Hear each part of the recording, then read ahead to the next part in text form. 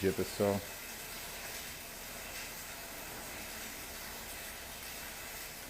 Pessoal, a gente vai começar um pouquinho mais cedo hoje, porque hoje é a última etapa do Interligas. Então foram 9 finais de semana aí dando aula pro pessoal. E hoje é um dia especial, né? Então tem que, tem que preparar as coisas melhor aqui, tá? Mas aquilo que funciona todo dia só funciona se for todo dia, né? Não tem muito pra onde. Não tem muito pra onde fugir, tá? Então, vamos trocar uma ideia rapidinho aqui. Espero que vocês tenham começado a aula de vocês.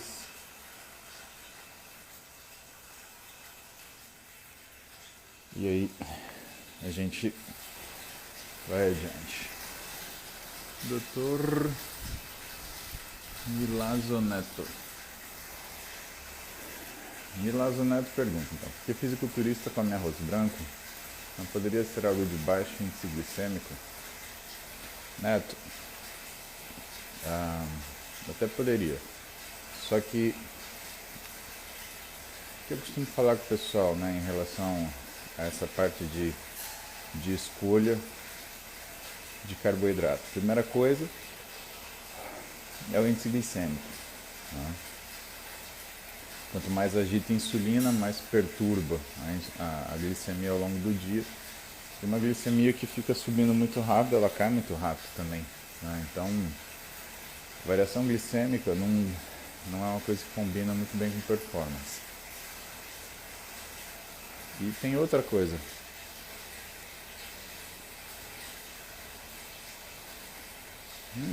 Cabelo.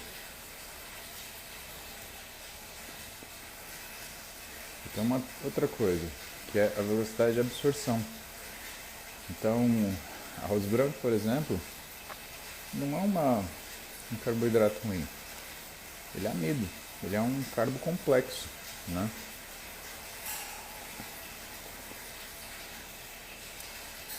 Pronto, ô saco. Cabelo na boca, credo. Ele é um carbo complexo. E o arroz branco, sendo um carbo complexo, né? Ele é ideal para quem faz dieta. Qual o grande problema? O grande problema é que nem sempre as pessoas elas apresentam uma velocidade de captação periférica de glicose, ou então uma resistência periférica à insulina, onde ele seja bem utilizado. Vou te dar um exemplo do extremo, tá? Quando a gente vê alguns atletas de endurance, principalmente que fazem triatlo, às vezes a gente se encontra em situações onde a gente precisa entregar grandes quantidades de açúcar em um prazo muito pequeno, muito apertado. E qual é a pegadinha, né? A pegadinha é que esses caras, por conta do exercício aeróbico, por causa de ficar estimulando PGC1 alfa, por conta de ficar estimulando PPR gama, o que acontece é que eles são muito hábeis em processar energia. E o problema que você tem com um cara desse, por exemplo, no meio da prova, é que você precisa entregar grande quantidade de energia, só que você precisa entregar rápido.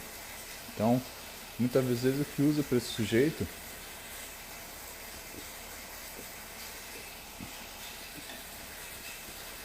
é coca normal. Caramba, o cara toma coca no meio da prova.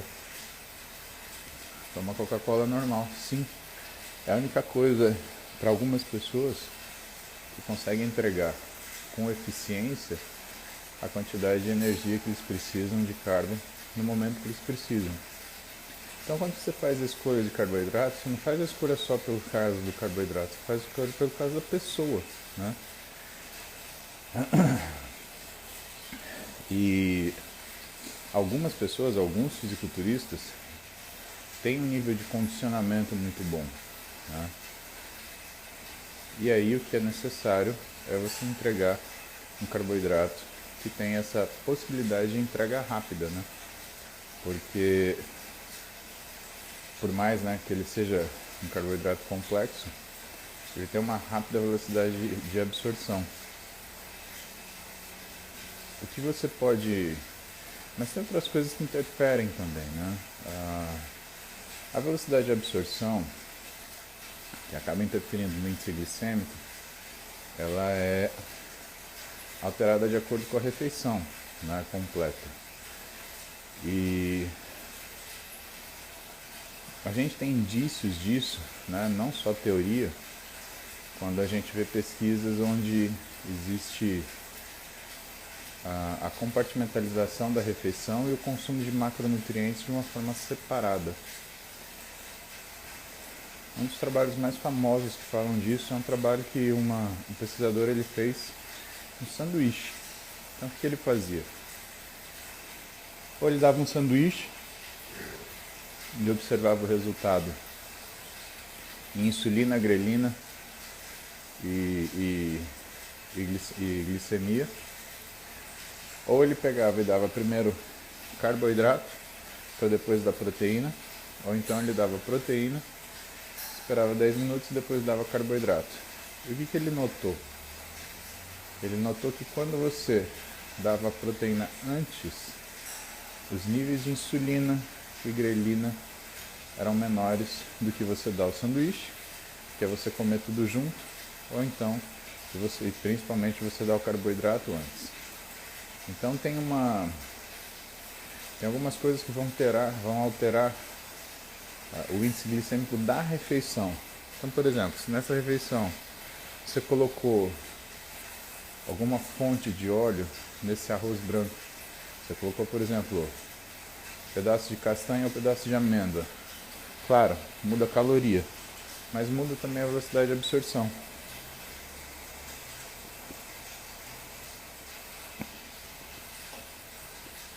Se nessa refeição você colocou vegetais, né? Se você comeu antes de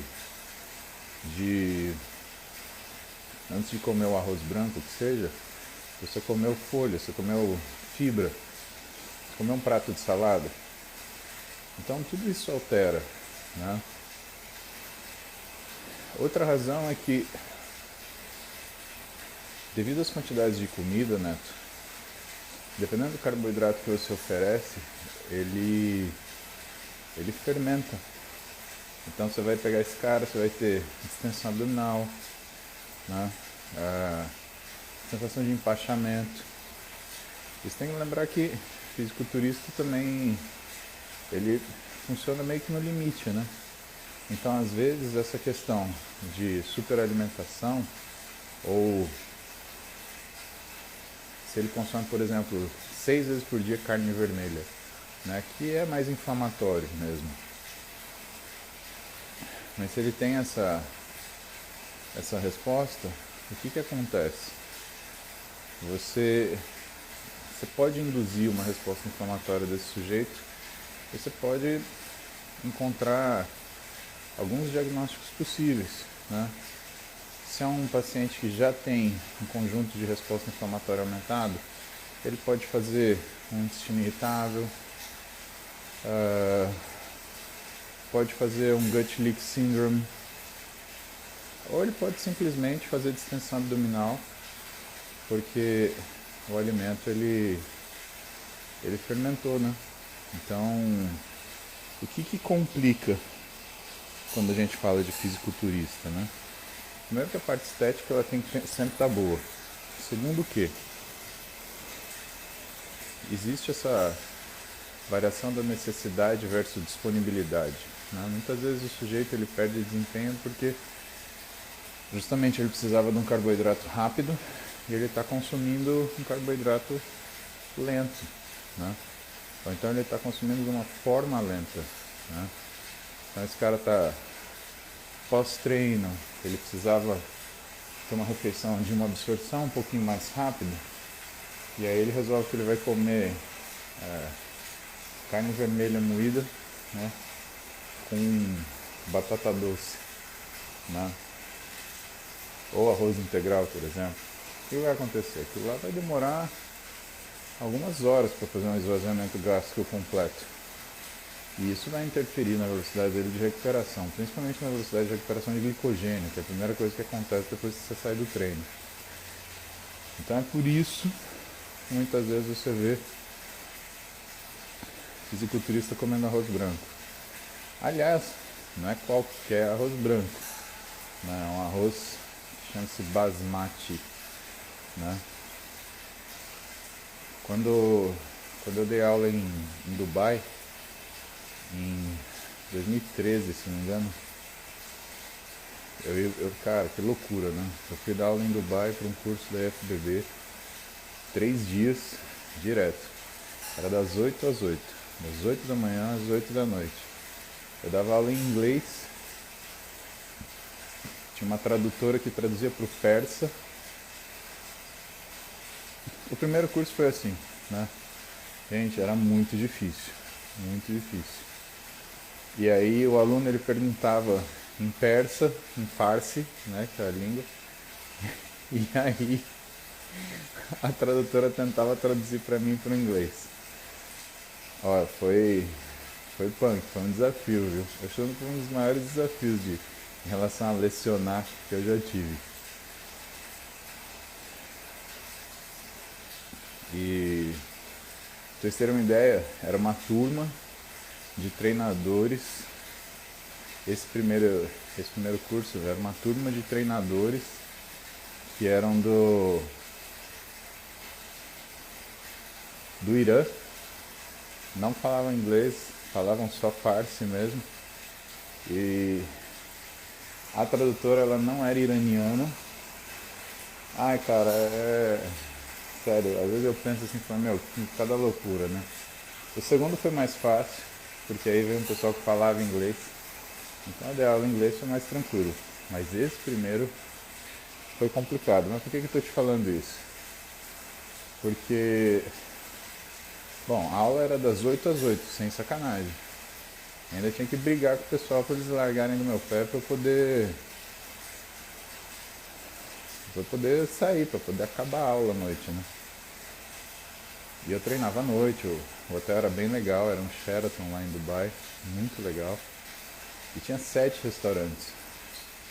Mas o restaurante que a gente tomava café da manhã, justamente esse, ele tinha arroz basmati. Putz, eu acordava de manhã, fazia um aeróbicozinho,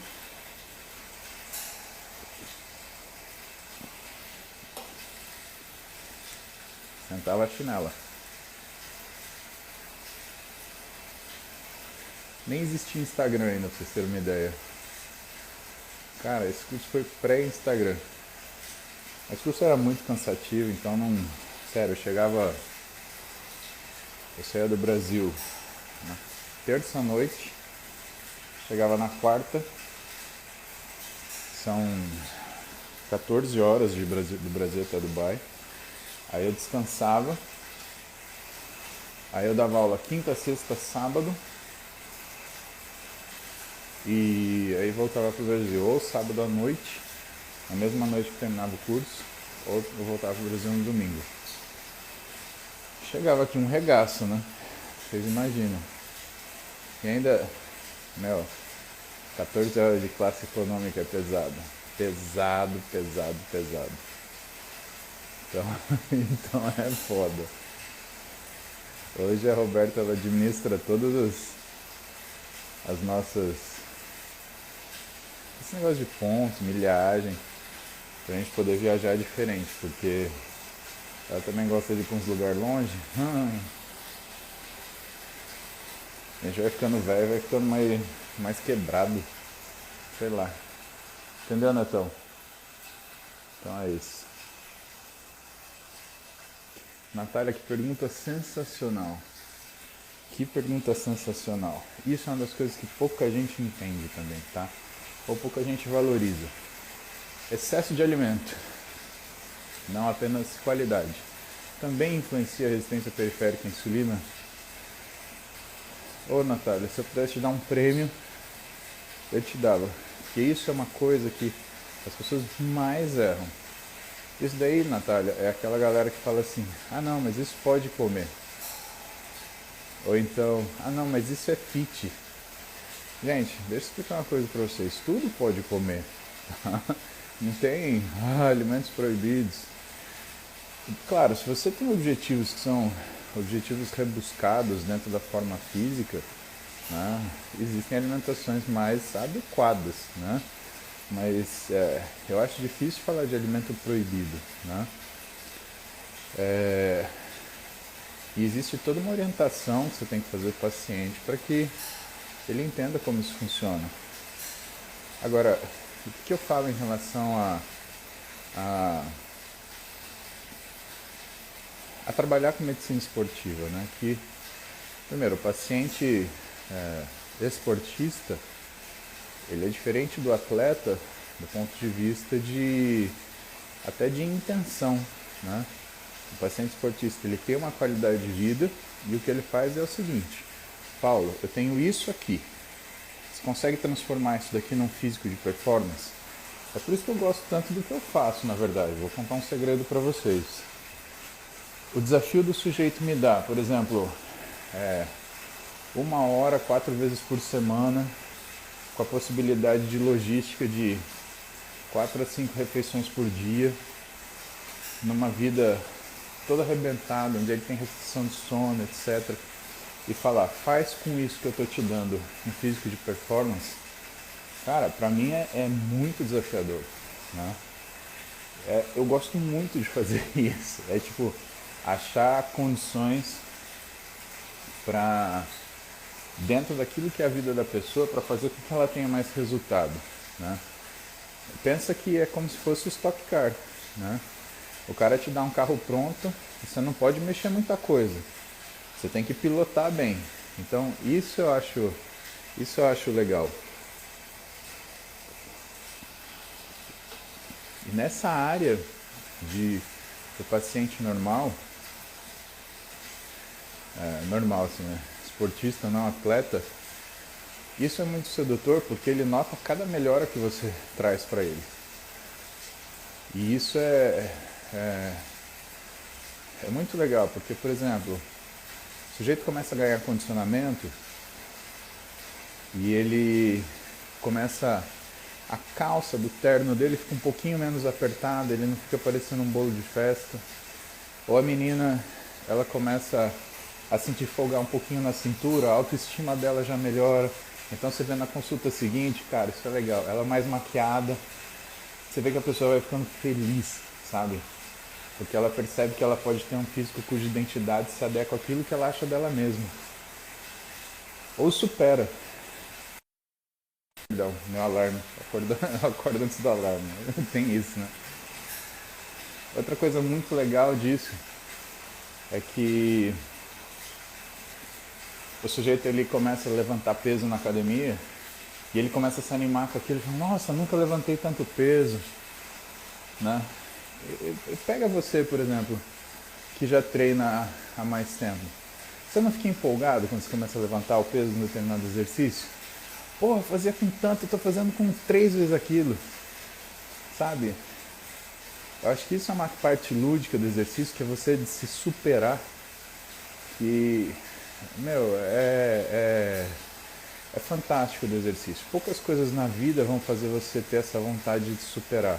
Aliás, eu acho que tudo na vida te soca para baixo, né? Tenta te arrebentar. E o exercício é uma forma de você superar isso. Você sabe que eu estudei no Colégio Cristo Rei em Marília, nem sei se tem alguém de Marília assistindo essa live. O Zé Júlio, que é meu irmãozão, normalmente ele assiste, não sei se ele conseguiu acordar hoje. O Eric Pinheiro, que futuramente vai ser meu colega. Leandro Mota, Lê, beijão. Vou contar um segredo pra vocês, o Leandro Mota acho que é o que mais briga bem que eu vi na minha vida. Acho que se ele entrasse no UFC ele ia bater em todo mundo, ia bater no árbitro, ia descer e bater na plateia. O bicho é um demônio, brigava demais. Agora, como eu sei isso, né? A gente não vai ficar contando essas histórias. Então a pessoa ela melhora demais, né? Isso empolga. E eu também não sei se eu contei essa história para vocês, né? Eu guardo com carinho alguns elogios que eu recebi em relação à minha profissão. Lá nos idos de 2008, 2009, eu ainda atendia na Paulista e eu atendi um sujeito, 50 anos, ele tinha resolvido mudar de vida e largou um emprego, montou uma corretora.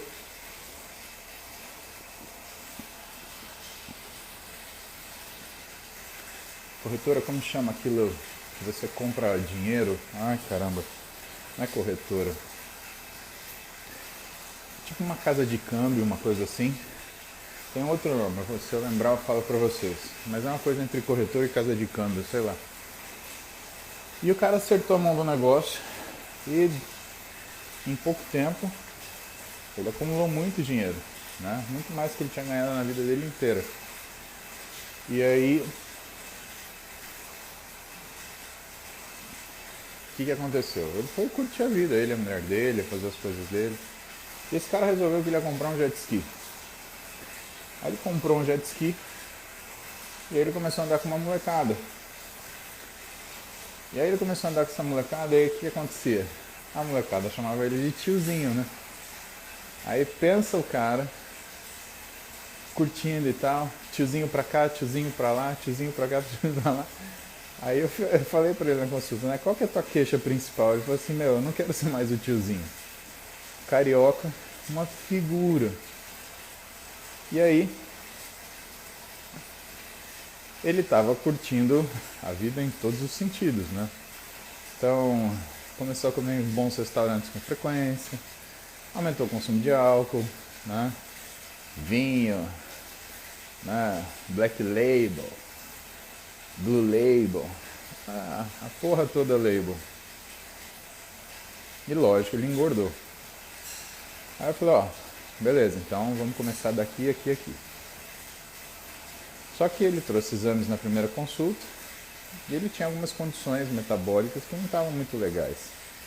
E eu pedi para ele voltar dali um mês. Falei, só que vamos fazer o seguinte, traz para mim seus exames daqui um mês pra gente ver o que você melhorou, porque quando você fala de performance, a gente tem que saber e ter a lucidez de entender que às vezes o paciente ele não está num momento de performance, ele está num momento de tratamento.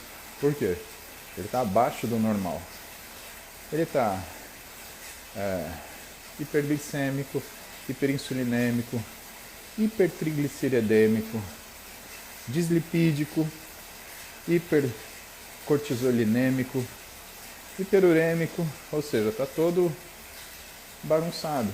Né? E a lucidez que eu falo para vocês é, você não bota um carro quebrado para correr na rua ou na pista. Né? Você primeiro conserta ele, né? Uma coisa é esse carro se arrastar na rua, outra coisa é esse carro ele performar.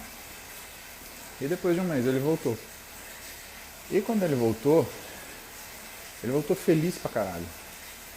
E eu estranhei porque eu fiz a avaliação física dele e ele tinha melhorado, né? Mas melhorou muito pouquinho, né? Ele melhorou praticamente mensurável, mas visivelmente assim tinha muito trabalho para ser feito. E uma das coisas que ele se aplicou mais foi no treinamento, né? Por causa daquele papo, né, Natália? Ele começou a treinar, papapá, foi melhorando, foi gostando de conseguir fazer mais. Só que aí chegou uma hora que eu perguntei, né? Eu não sou muito bom em marketing, né? Ô fulano, mas você, vamos ser sinceros, você não melhorou quase nada, né? Por que você tá tão feliz assim? Esse cara me deu uma lição ali, ele virou pra mim e falou assim, Paulo, eu tenho pelo menos 4 cabeça branca que deram aula pra você, porque eu precisava tratar de uma coisa que estava interferindo no meu casamento com a minha mulher. Você sabe, eu sou todo malandrão, cariocão, mas eu casei com a mulher que eu amo e eu cuido disso com muito cuidado. Cada um me deu um comprimido de uma cor diferente. Um me deu um comprimido laranja que me fazia vomitar, outro me deu um comprimido azul que ficava parecendo um babuíno, outro me deu um comprimido vermelho que fazia eu ficar com dor de cabeça. Mas nenhum desses caras falou pra mim que se eu tivesse uma melhora da minha condição física, eu ia conseguir ter uma relação satisfatória com a minha mulher. Quero te agradecer, isso salvou meu casamento. Porra, quando esse cara falou isso, eu engoli aquilo seco. Porque a gente se coloca no lugar da pessoa, né? E você vê o quanto que você mexe numa coisa que você não sabe, porque primeira consulta, o cara não tem tanta intimidade com você, ele não vai queixar disso, né? E o quanto que você, trabalhando, você acaba interferindo isso na vida das pessoas. E esse é um elogio que se estende ao treinador dele, né? Que soube progredir o esforço, né? Com certeza. Mas que eu falo pra você que são das coisas que popularmente as pessoas não fazem ideia, né? E que ao nível do paciente esportista eu oriento, né? Meu papo com o atleta é diferente. Ó, é para você fazer isso, não fez? Tchau. Não tem condição de cuidar de você, né? E o que é difícil, né, quando a gente lida com atleta, e isso, se tiver algum atleta aqui, tá? Considere isso uma chamada de atenção. O atleta, poucos atletas eles têm uma mente boa para fazer aquilo que se deve, tá? A maioria chega com uma receita pronta, quer tomar tudo e mais um pouco, e aí ele quer fazer parte daquilo que você recomenda, porque ele não concorda com tudo, quer fazer o que ele acha, quer fazer o que ele acha que o cara que ele admira está fazendo, mais o que o cara que compete com ele está fazendo, e mais um pouco ainda, só para ter certeza de que vai dar certo. Isso vira um angu de caroço para você resolver que, sabe, não faz o menor sentido. Fernando Marques é meu amigo há, sei lá, acho quase 20 anos já. E eu lembro que a gente, no comecinho da probiótica, quando eu comecei a trabalhar na probiótica em 2007, 2006, a gente foi dar aula no Mato Grosso do Sul. E, aliás, que memória boa, né? Campo Grande é uma cidade maravilhosa, pessoal. Quente que é a porra, né? Mas é uma cidade que ela é toda plana, assim. Então quando eu fiquei num hotel que era numa suíte mais alta, assim. Então eu olhava a cidade inteira plana, assim. Cara, que coisa maravilhosa. Mas ele foi ser entrevistado por uma jornalista da Globo, de lá. E aí a jornalista perguntou pra ele assim, qual a parte mais importante do atleta desenvolver? Ele não teve nem dúvida, ele falou assim, o cérebro. Se ele não tiver cabeça para ele suportar aquilo que ele precisa, ele não vai avante nem o passo 1. De uma certa forma, de uma forma geral, Natália, isso se estende a todas as pessoas, né? Elas têm que ter cabeça, têm que ter bom senso, né? E faz parte da gente informar para que esse bom senso apareça. E uma das maiores faltas de bom senso que as pessoas terem é justamente a história. Ah, mas isso pode comer. Então, em primeiro lugar, não existe nada que é proibido.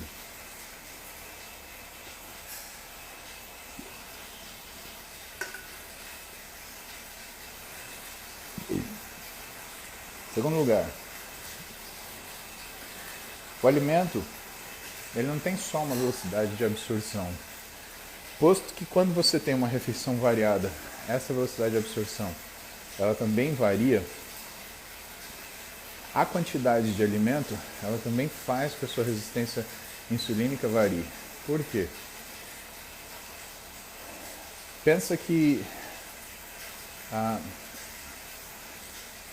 quando você está colocando o alimento para a pessoa, você tem um problema do quanto ela precisa daquele alimento, aquele é o ponto de vista qualitativo. Vamos falar de proporção, tá? Ela precisa 50% de carboidratos, precisa 70% de carboidratos, precisa de 30% de carboidratos. Isso vai variar por duas razões. Primeiro, o momento metabólico que essa pessoa está. Depois de acordar, depois do treino, antes do treino, antes de dormir. Segundo, pela situação metabólica que o organismo dela está. Tá? Ele está em hipocaloria, ele está em hipercaloria. Quantas refeições ela faz por dia? Qual a divisão de fracionamento que essa pessoa faz, ou seja, qual o intervalo entre as refeições? Tá? Então, o que acaba acontecendo é que você tem essas pequenas variações. Pensa que isso é qualitativo, tá? É qualitativo. Você tem um carro, você vai botar nele álcool ou gasolina? Depende, esse carro é flex, esse carro é gasolina, esse carro é álcool. Né? A gente é meio flex, a gente aceita qualquer tipo de combustível, do melhor ou do pior. Mas o teu carro, se ele for a gasolina e você colocar álcool, você vai ter um problemão. Né? A outra coisa é qual a velocidade que você põe esse combustível. E aí a coisa começa a ficar complicada. Por quê?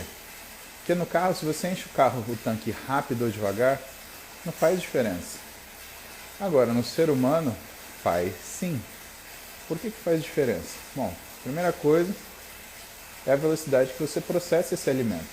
O carro, nesse caso, ele tem uma bomba de gasolina que vai fazer ele consumir sempre a mesma velocidade de combustível, desde que você não tenha uma variação muito grande na sua aceleração. Claro que se você acelerar muito, esse carro ele vai gastar muito, porque ele vai deslocar muito combustível do tanque para o motor. Só que você compreende que essas taxas elas são razoavelmente conhecidas e dentro de uma variação que é pré-estabelecida. Né? O carro ele tem uma injeção eletrônica e ele vai lá, sei lá, de 10 km por litro, ele passa a 3 km por litro numa situação de performance. Tá? E o corpo humano? O corpo humano ele não varia pela performance, ele varia pela condição metabólica.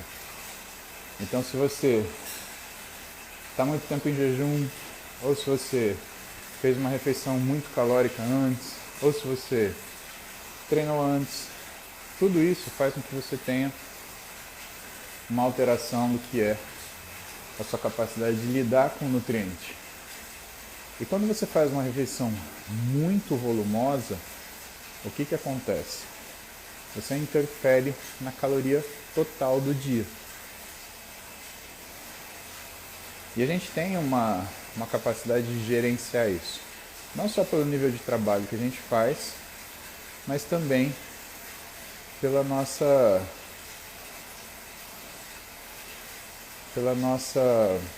capacidade de fazer termogênese adaptativa, que é o quanto você consegue queimar de energia em relação ao uso que você tem, ao consumo que você tem.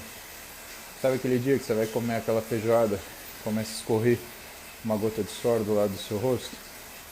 Então, o problema é que quanto mais energia você vai consumindo, mais você vai fazendo uma coisa chamada resistência catecolaminérgica. O que é essa resistência catecolaminérgica? Quando você consome muita energia, você vai provocar no seu núcleo arqueado a liberação de um sinal que vai aumentar a informação para suas células de gordura fazerem termogênese e lipólise. Problema, esse sinal se dá às custas de catecolaminas. Então pessoal do Maps aí que acordou cedo para ver essa live, onde que a gente produz catecolamina? Na medula da suprarrenal. Só que essas células de gordura, elas acabam desenvolvendo uma resistência catecolaminérgica nos seus receptores de tipo beta 3 de membrana celular. E aí o que você vai começar a perceber? Como existe essa resistência, a pessoa quando come qualquer coisa, ela vai ficar suada, que ela vai ficar molhada de suor. Mostrando o quê? Que essa catecolamina ela não está conseguindo eficientemente fazer com que você tenha termogênese e lipólise? Porque esse lugar ele está desligado. Então as refeições de alto valor calórico, mesmo quando você consome de uma fonte que é uma fonte adequada, elas tendem a piorar a tua resistência catecolamínérgica. E com a resistência catecolamínérgica vem a resistência periférica à insulina. Também por conta da caloria. Por isso que a gente engorda, né? É uma das razões pelas quais a gente engorda. Tem outras coisas que, em relação ao controle energético nosso, que vai pro beleléu quando a gente não sabe coordenar a alimentação. Mas basicamente, tudo isso por quê? Faz um desconhecimento das pessoas em relação a essa questão de volume calórico. Né? Se você perguntar, se você for observar o comportamento das pessoas, elas falam, ah não, mas isso daqui pode comer, tá tudo bem. E qual é o problema da indústria fit? E aí eu faço uma crítica pesada em relação às empresas que se dizem fit, né? Ou que se autodenominam fit. Elas estimulam o consumo do produto delas, tanto quanto os fast foods, ou às vezes até mais. Só que o fast food, né, o McDonald's, por exemplo, ele não fala para você que você vai comer aquilo e você vai emagrecer. E essa é a minha crítica pesada.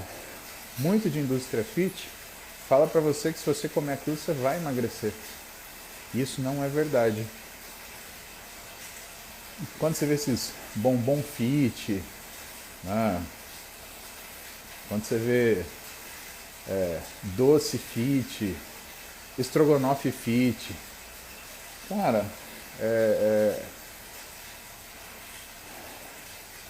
olha a composição.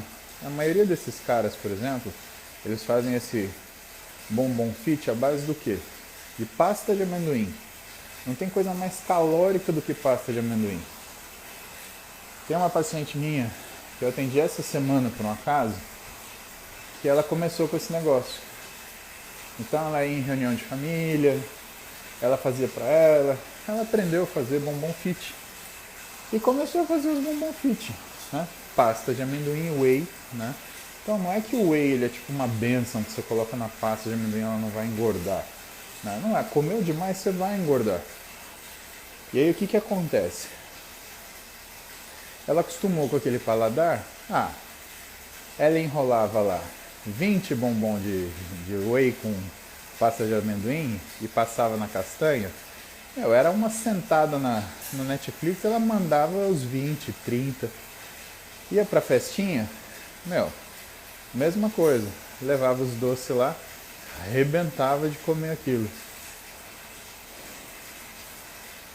Só que, pessoal, como eu falei pra vocês, poucas coisas no mundo são mais calóricas do que pasta de amendoim. O que vocês acham que aconteceu com ela em um mês? Ela engordou. Aí ela sentou na minha frente. Mas eu só comi fit, porque eu vi a receita fit. A Camila sentou com ela e falou, vamos fazer conta? Deixa eu te mostrar isso aqui. Cada refeição dela, que supostamente tinha um volume calórico, um volume alimentar grande, né? Então era uma refeição volumosa, mas pouco densa. Era para ter da ordem aí de 350 calorias, 400 calorias.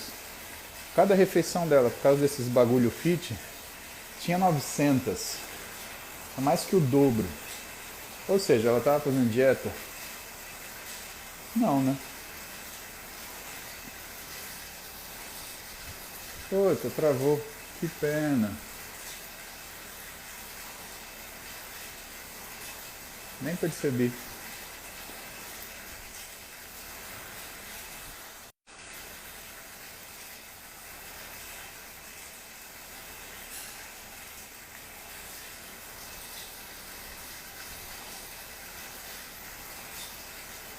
Destravou.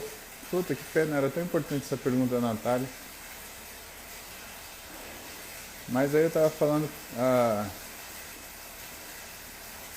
E aí?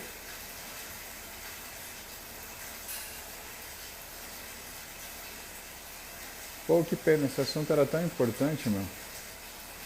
o tal do Docifit. Então, o que aconteceu com essa paciente? A Camila sentou na frente dela, fez as contas e mostrou para ela que o que ela estava consumindo por refeição era mais que o dobro das refeições por causa dessa coisa fit. E aí ela falou, pô, então não pode comer? Eu falei, não é questão que não pode comer, você não pode exagerar. Aonde que está na tua dieta escrita que você pode enrolar 20 bolinhos de pasta de amendoim e comer? Ela não tá. Eu falei, então, não tá porque isso não é uma coisa razoável, né? Não tem como você equalizar esse consumo de caloria que você está fazendo com o objetivo que você tem. E por isso minha crítica em relação à indústria fit. Porque os caras eles dão essa ideia que você pode comer. E isso não é uma coisa que, por exemplo, você vê, nem fast food faz isso, né? Mas nessa área fit, para aproveitar esse boom, o pessoal arrebenta, tá? Tudo isso para falar para a Natália que a alimentação em excesso, ela também arrebenta, né? Pessoal, ó, eu vou ter que ficar por aqui, porque eu tenho que ir para o consultório para fazer a aula do pessoal do Interligas, tá? Então, como eu falei para vocês, excepcionalmente hoje eu comecei um pouco mais cedo. Amanhã, provavelmente, eu vou começar um pouquinho mais tarde. Mas a gente se vê, porque banho não tem calendário, tá bom? Desculpa a travada aí, não percebi. Beijão, a gente se fala amanhã. Até mais.